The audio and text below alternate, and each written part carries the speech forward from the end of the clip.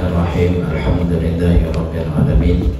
Allahumma shalli wa sallim ala sayyidina Muhammadin wa ala alihi wa ashabihi wa man tabi'ahum bi ihsan ila yaumil amma ba'd. Kemudian qala al-musannif rahimahullah ta'ala wa nafa'a bihi wa ulumihi bid-darain amin. Kata Syekh Ibnu Hajar di dalam Imdad, melainkan jika dekasatnya memupuk badannya atau kainnya, dan haram memupuk rumah atau mayat atau kalambu dan barang sebagainya dengan ukupan atau padupaan daripada emas atau perak, karena sekalian yang demikian itu dibilangkan memakai pada uruk. Jadi kan semalam kisahnya haram memakai emas wan perak, itulah. Tapi emas wan perak ini nang haram itu dipakai di ulah dasar wadah. Nah itu nang haramnya. Nah kalau diulah dasar perhiasan itu kada haram. Cincin perhiasan, gelang, kalau itu perhiasan. Nah, ujar Syekh Ibnu Hajar di dalam Imdad, melainkan jika dia kasatnya, artinya tujuan wadah itu mengukuk badannya. Mengukuk itu bahasa kita dupa. Ada kalau dupa itu kita dupa ini terbuat daripada emas perak misalnya, tapi kesan harumi awak. Nah, atau untuk pakaiannya kain, haram mengukuk rumahnya kada boleh dipasangi dupa, amun dupanya itu wadahnya terbuat dari emas perak atau mayat. Nah, orang meninggal, makanya kalau kita orang meninggal itu amun kawan dupa itu hidupi dupa dihidupi, rumah amun kawan dihidupi, dupanya jadi rumahnya dihidupi. Nah bingung orang meninggal, rumahnya hidupi. Nah iya, nah, disuruh mendupai rumah berdupa. Nah, ini bila rumah itu berbau haharap haring-haring, malaikat rahmat dakon. Ya dupa ini kan tujuan malaikat rahmat itu kan tujuan mencium dupa sunnah. Nah dikubur itu berdupa juga di sunnah juga. Orang meninggal mandi orang mati itu lah disuruh berdupa. Kalau lagi bilang tidak nyuruh mandi, tidak nyuruh orang bukan dupa, kasihan juga. Cuma kalau sudah paham, sudah ada yang kematian, tukar dupa, hidup. Tapi haram bila wadahnya itu daripada emas wan perak tadi.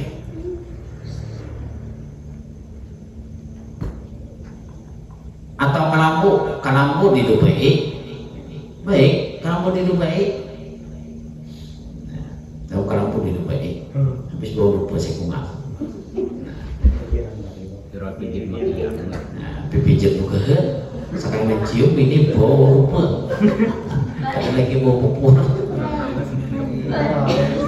Dengan ukupan atau padupaan daripada emas perak, karena sekalian yang demikian itu dibilangkan memakai pada uruk, pada kebiasaan uruk itu biasa.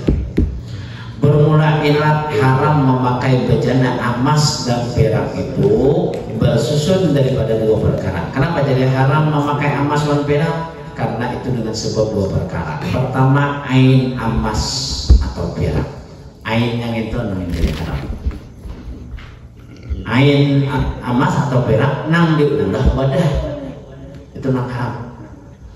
Amun diulah perhiasan kan haram. Galang, suang, cincin itu lah. Cuma menalaki tetap hidup dia pakai emas. Nang kedua nyata khuyala itu bahasa kita tuh sombong, yakni memegahkan atau membesarkan diri dan memecahkan hati segala orang nan papak kasihan nang maleha nang kada tapi berduit konolnya emas ya.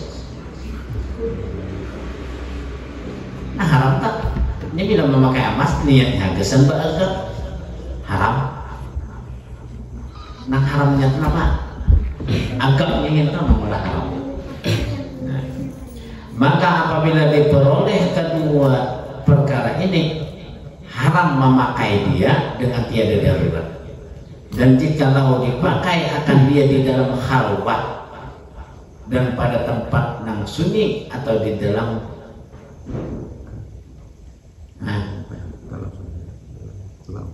kolam sekalipun, walaupun menyelam di kolam tetap haram. Dan jikalau tiada diperoleh oleh suatu daripada keduanya harus memakai dia. Bila kadada haram, kadada sifat kholayanya tadi, khoyaranya atau sombongnya ada haram. Maka karena inilah berkata fuqaha ahli fikih, jikalau ditakdirkan berkarat bejana emas sekira-kira menutup karatnya akan sekalian zahir dan batinnya, niscaya halallah memakai dia karena hilang daripada khuyaranya. Bila adalah sudah melihat emas dan perak itu bertagar, itu apa sih pertanyaannya? Aman emas dan perak itu bertagar, bila tagarnya ini menutupi zahir dan batinnya, ada hal memakai. Nyatain emas deh. Pasti bercampur kuningan. Nah, kuningan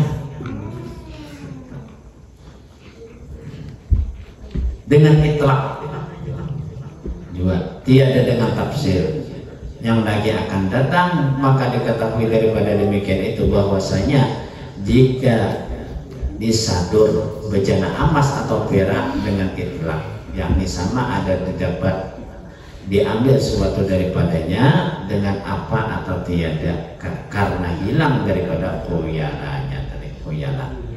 Inilah tersebut di dalam Raudah yang diperpegangi oleh Syekh Ibnu Hajar di dalam kitab Tuhfah dan Fathul Jawab dan Syarah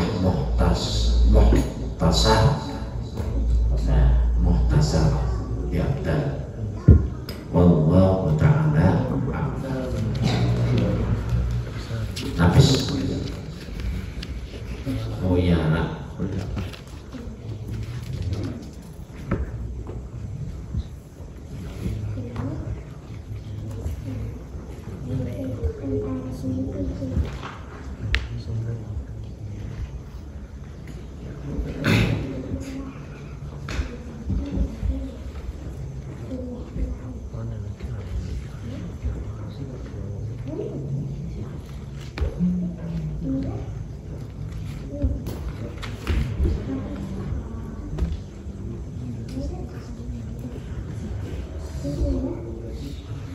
Halaman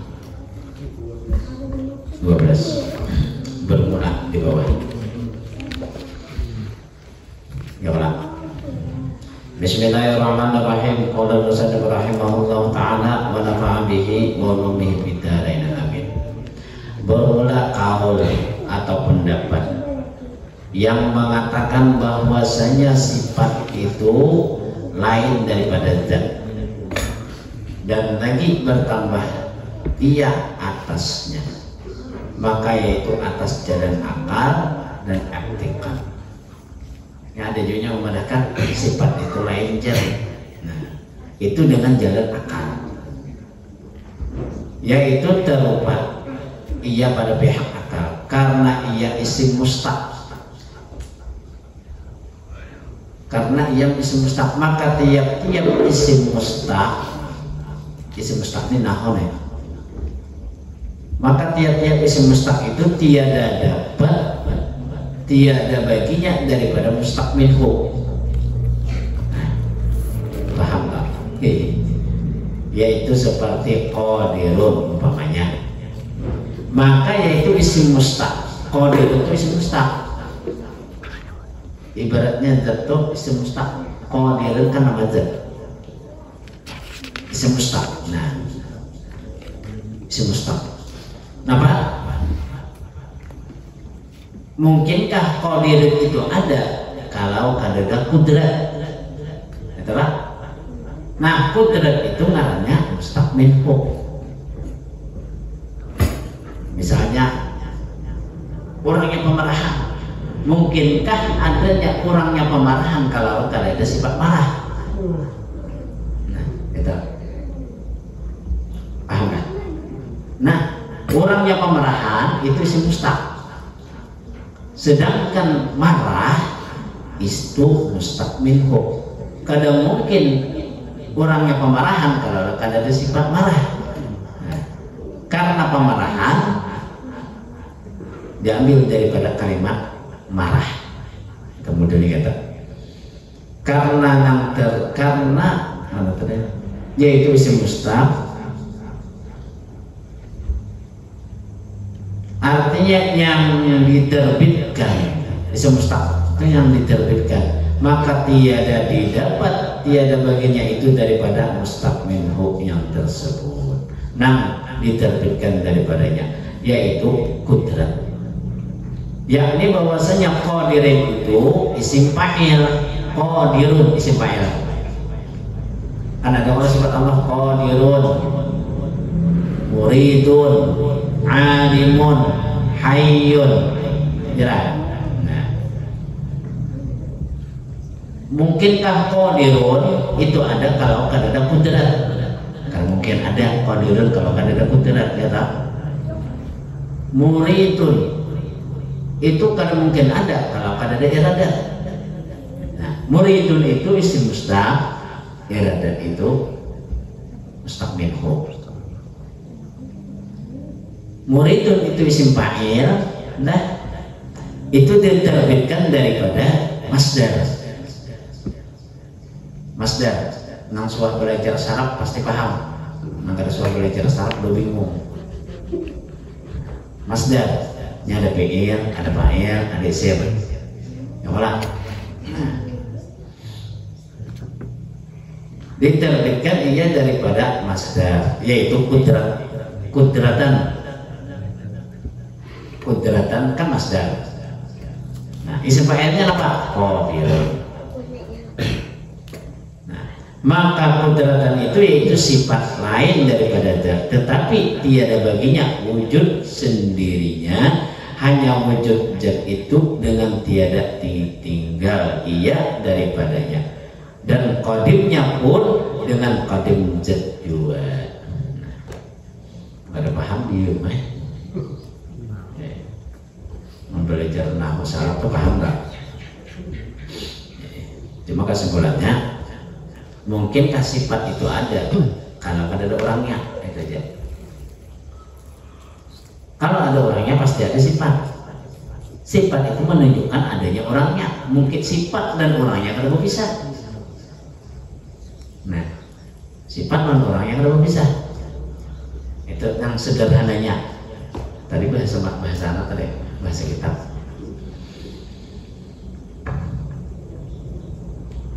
Jikalau sudah sampai kepada makam mukafahah. Nah, ada makam mukafahah ini. Dan musyahadah, maka tiada dilihat di sana sifat itu lain daripada mausuf, lain daripada mausuf. Nah, maka tiada dilihat dari di sana sifat itu lain daripada mausuf yang disifati. Mausuf tuh indah itu bahasa kita tuh selesai kisahnya. Jadi di sini mukafahah ngarannya. Nah, mukafahah itu artinya tamuka. Kadang melihat sifat karena sifat itu menunjukkan adanya ampun sifat. Melihat ada kasih sayang. Nang dilihat bukan kasih sayangnya, nang dilihat Allahnya nang bersifat kasih sayang. Itu ngarannya mukafahah. Ada kalau kita malam Kamis dahulunya mukafahah juga.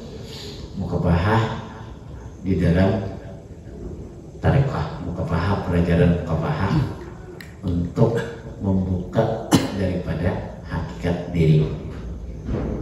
Itu mukafahah ngarannya. Sedangkan musyahadah itu maitehi hakikat diri.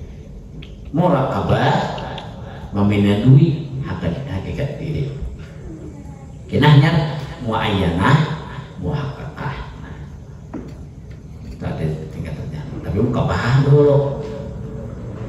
Kita muraqabah, musyahadah, baru mukabah.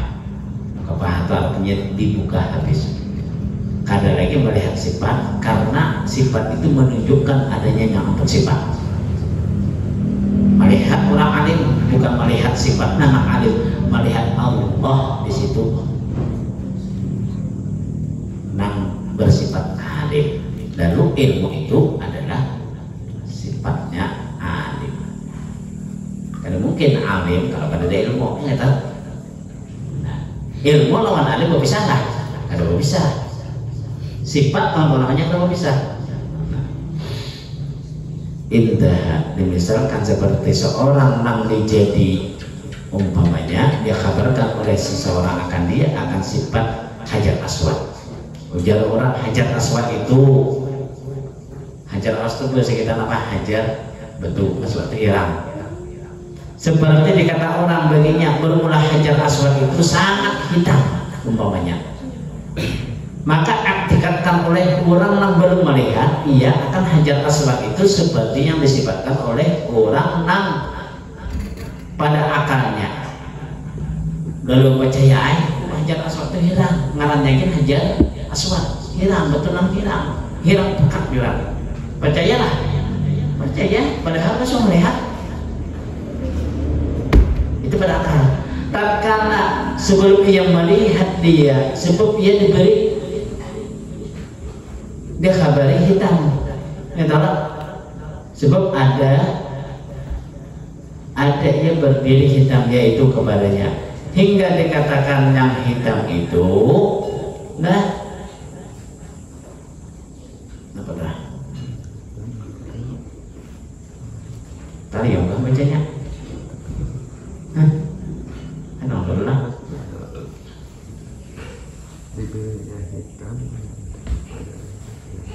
Kepada jalan hitam maka kamu belayan emang aku baca situ yang ditunjukmu situ cocok juga belayan kamu lihat sini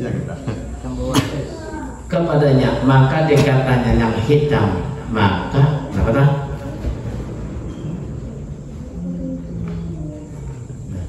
pada hakikatnya dengan yang demikian itu karena tiada didapat sekali-kali daripada ruh dirupakan oleh akal. Dikatakan yang hitam itu jikalau tiada berdiri hitam kepadanya, maka dikatakan ia hitam.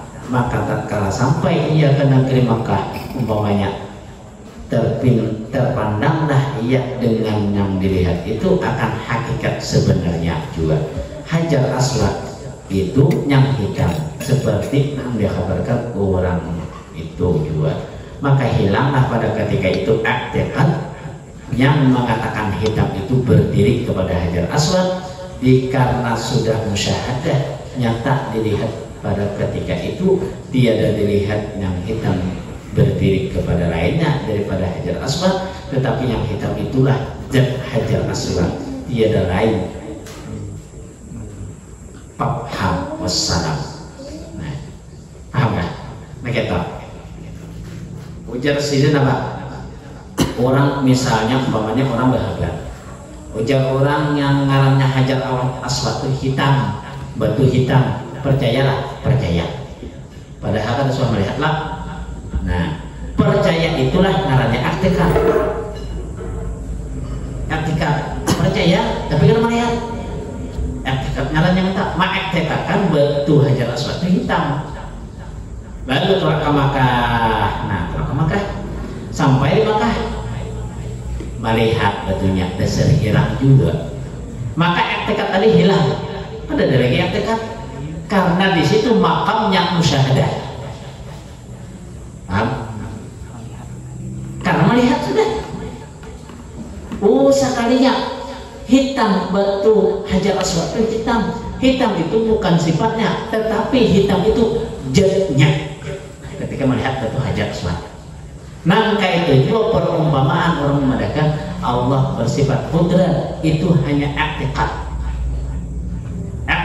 Oh, Allah kuasa, Allah berkehendak, Allah maha tahu. Itu sifatnya ilmu, sifatnya qudrat. Ketika dia musyahadah, kada melihat lagi qudratnya, kada melihat lagi sifatnya. Ternyata nang qudrat itu memang berdiri dengan zatnya juga. Nang kayak betul tadi mendengar kabar, oh batu hitam, batu hajar aswad itu hilang, padahal kada sudah melihat. Oh sekalinya kada sudah melihat, kada sudah melihat, tapi percaya dan yakin karena banyak kabar yang memadakan batu hajar aswad itu hitam. Percaya padahal sudah melihat, itu hanya i'tiqad. I'tiqad. Sudah pulang ke Makkah, melihat batu hajar aswadnya berhadapan. Sekalinya ada sebujur hilang. Nah, kemana i'tiqad tadi? Hilang. Bahkan apa? Anda jadi musyahadah, dasar berhadap melihat. Karena memandang secara langsung. Waktu dihabarkan orang batu hajar aswad itu hitam. Anggapan kita hitam itu sifat batu hajar aswad. Ya lah. Ternyata ketika sampai ke Makkah, bukan batu itu yang bersifat hitam, tetapi dasar batunya yang hilang. Tetap. Makanya berbeda sifat dengan zat. Kalau lewat akal, i'tiqad, sifat lawan zat itu berpisah. Sifat-sifatnya, orangnya tetap orangnya. Kalau Allah bersifat qudrat, Allah qudrat itu sifatnya, adalah iradat sifatnya. Nah, itu ketika kita mendengar kabar, diterima oleh akal, kemudian i'tiqad, artinya meyakini, melihatlah Allahnya sudah belum. Ketika dia bermusyahadah dengan Allah, bukan melihat sifatnya lagi qudrat, ternyata dasar Allahnya nang qudrat. Bukan batunya yang bersifat hitam, ternyata dasar zat batunya itu nang hitam. Ibarat dipecah tetap baik luar dalam kira. Jawab. Nah, kawalah dicerna oleh kalah. Nah, amun secara kita belajar sifat kan sama lawan zat. Itu dengan akal, dengan i'tiqad. Tapi kalau dengan musyahadah semalam, yaitu dengan kasar, maka bukan melihat sifatnya, dasar zatnya nang keto,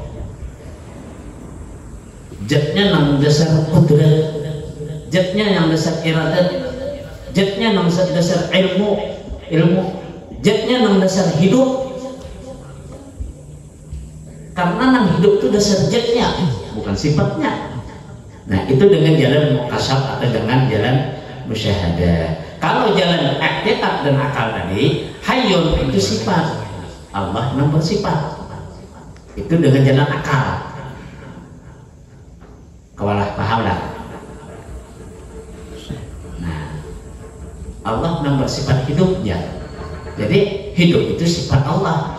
Itu dengan akal dan i'tiqad tadi. Kalau orang yang musyahadah, ada lagi melihat demikian, ternyata dasar Allah yang hidup. Nah, nang batamu hajar aswad tadi, bukan sifatnya nang hilang, ternyata dasar batunya nang bujur-bujur hilang. Bukan sifatnya lagi itu, dasar zatnya langsung nang hilang. Nah itu. Wallahu ta'ala